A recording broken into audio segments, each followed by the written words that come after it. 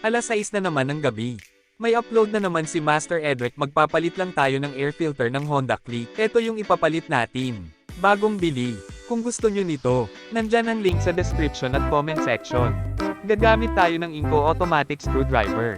Mag-adjust tayo ng power ng screw na sakto sa higpit na screw na ating tatanggalin. Hanggang sumakto na ang lakas niya. Pag sakto na iikot naman yan, malamang hahaha. Kita nyo naman sa video, diba? Papakita ko pa sa inyo na nababago posisyon nito kasi bida-bida ako. Para mas maakit kayo bumili. Binibenta ko nga, diba? Kaya nga nag-upload hahaha. Ikakabit ko itong extension kasi nga ang lalim ng isang tornilyo.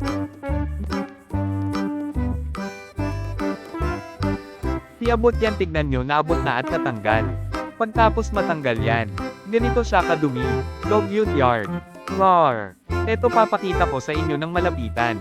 Kahit sa intro pa lang nakita nyo na hahaha, fast forward natin para mas mabilis na matapos nakita nyo naman na yung mga dapat makita. Salamat sa panunood, huwag kalimutan. Nandyan sa description at comment section ang link, bili na. Huwag nyo antayin mag-illegal pa ako. Salamat.